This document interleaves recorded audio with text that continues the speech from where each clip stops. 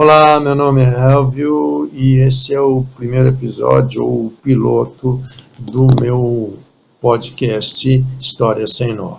O objetivo do meu podcast é desatar os nós da história, principalmente da história do Brasil. E por quê?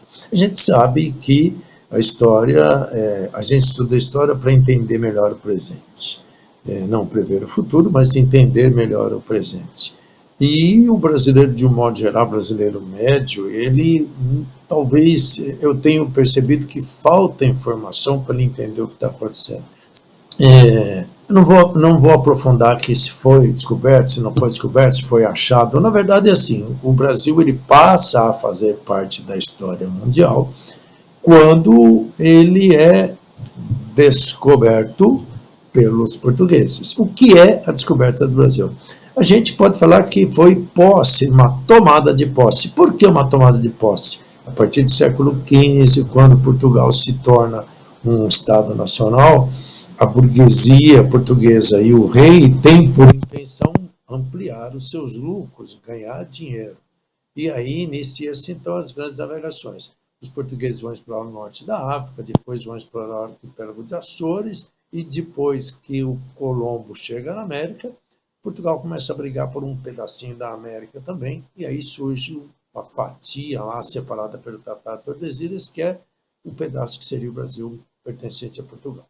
Pois bem, quando Cabral chega por aqui, na verdade, ele não estava perdido, ele não pegou calmaria, ele saiu de Portugal com a seguinte rota: passar pelo Brasil, tomar posse do território em nome do rei de Portugal e seguir para Caliguti, na Índia. E foi o que ele fez. Voltou da Índia, pegou as especiarias e voltou para Portugal. O resto, muito que se sabe sobre o descobrimento é balela. Então, nós não vamos aqui nem esticar muito sobre essa questão.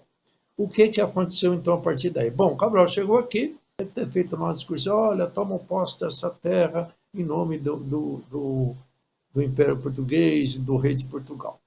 E pronto, acabou. Fizeram lá uma primeira missa, os indígenas que estavam por ali, por curiosidade, não entenderam absolutamente nada do que aconteceu. Se tivesse entendido, talvez tivesse botado os portugueses para correr. E aí é isso, pronto, descobriu. O Brasil entra então para a história, para os livros de história.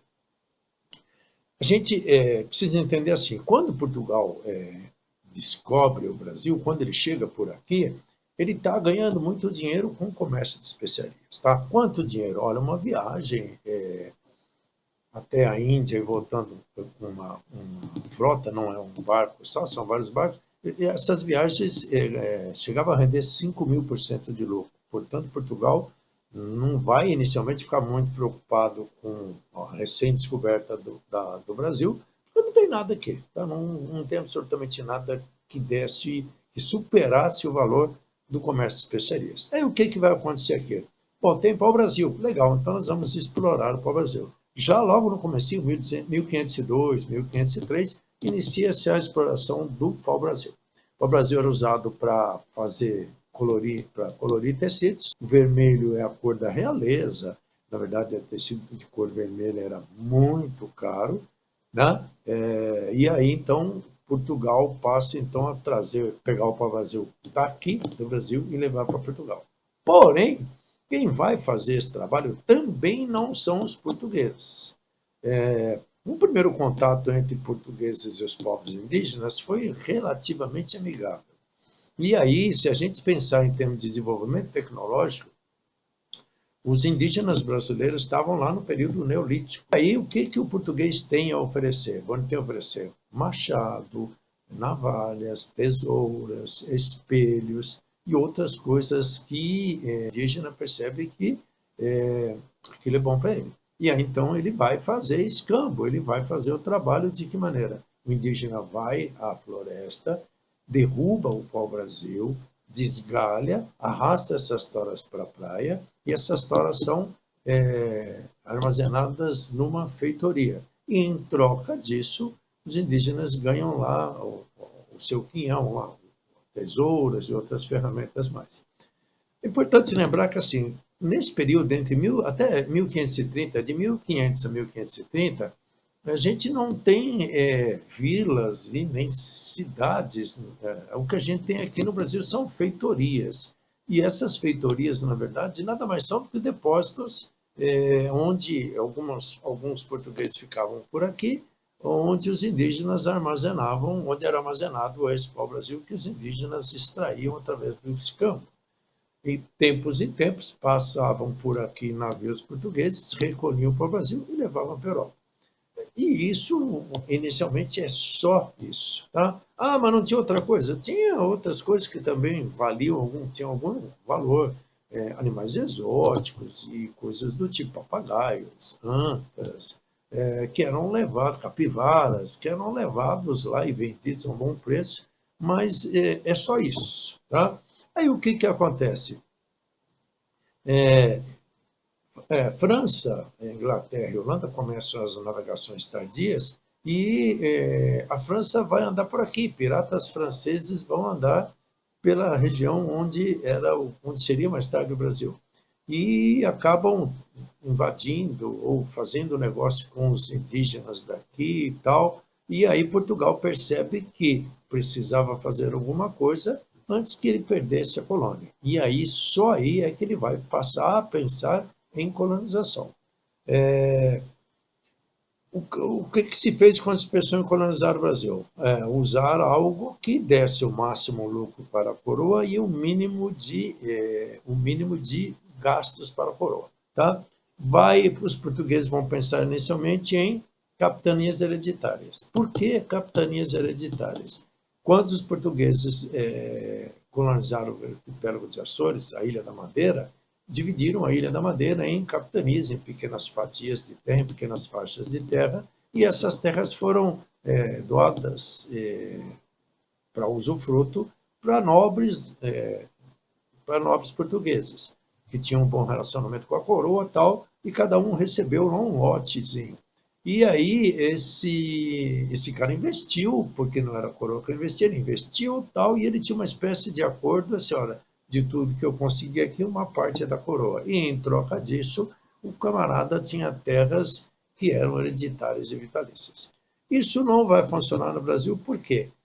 No Brasil, a extensão territorial é gigantesca se comparada com a Ilha da Madeira. Se olhar no mapa lá, a ilha é um titico de nada. E o Brasil, a mesma parte, que não é nem o território que é hoje, a parte que cabia a Portugal, era imenso. E aí Portugal vai dividir isso em 15 fatias e vai distribuir, mesmo esquema, vai distribuir para pessoas ligadas à nobreza, para uso, fruto, tal, e para que o cara viesse aqui desenvolvesse. Acontece que muitos capitães monetários perceberam que não valia a pena. Por quê?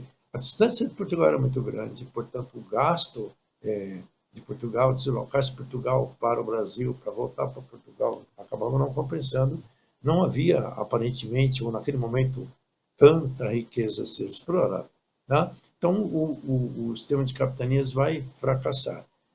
Duas capitanias das 15 fatias, duas capitanias vão para frente, a de São Vicente, que vai ter, em 1932, é fundada a Vila de São Vicente, por Martim Afonso Souza, que é basicamente o começo da colonização, e a capitania de Pernambuco, pela sua proximidade com Portugal. E o restante não deu certo. Tá?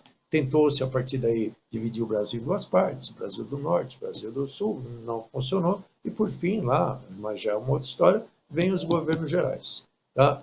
Tem alguns governadores gerais que vão auxiliar a coroa portuguesa no sentido de administrar a colônia brasileira.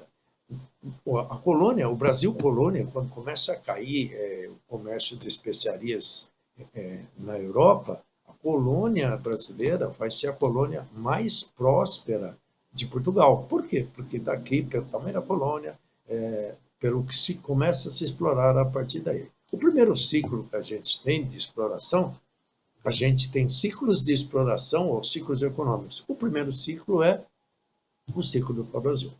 E o ciclo do pau-brasil se resume ao quê?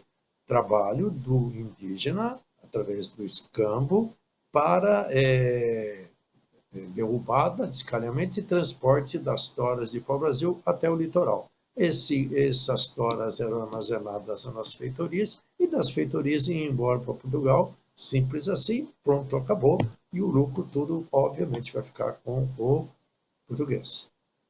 Num segundo momento,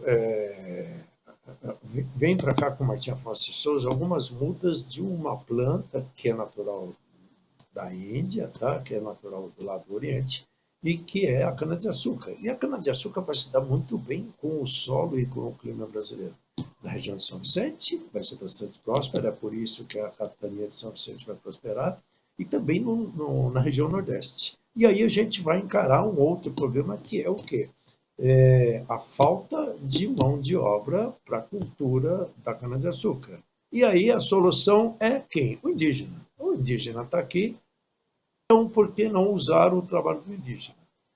A relação era mais ou menos legal, tal, mas aí teremos um problema. O indígena ele não consegue entender a lógica mercantilista, que é produzir um montão de cana-de-açúcar, toneladas de cana-de-açúcar para fazer um monte de açúcar para vender na Europa. O indígena ele não entende isso. O indígena, as necessidades dele são básicas. As tribos eles produzem aquilo que as suas tribos necessitam, não mais do que aquilo. Não há a ganância por dinheiro, por ganhar dinheiro, por acumular riquezas que já havia entre os europeus. E, obviamente, que o indígena ele vai se recusar a trabalhar todos os dias, porque não faz isso, a cultura indígena não há necessidade disso, e aí ele passa a revoltar-se contra o trabalho diário, constante, durante todo o dia, todos os dias da semana, todos os dias do mês, e aí, obviamente, ele vai acabar se revoltando com essa condição, e ele passa a ser, então, escravizado. Ele vai fugir das regiões onde se cultiva a cana, ele vai para a floresta, e caçadores de indígenas vão para as florestas, eles vão capturar esses indígenas que voltam para as roças de cana-de-açúcar na condição de escravo. O mesmo tratamento que seria dado mais tarde aos africanos, ao escravo africano. Tá? Então, assim, o início da história do Brasil é uma história de exploração absurda.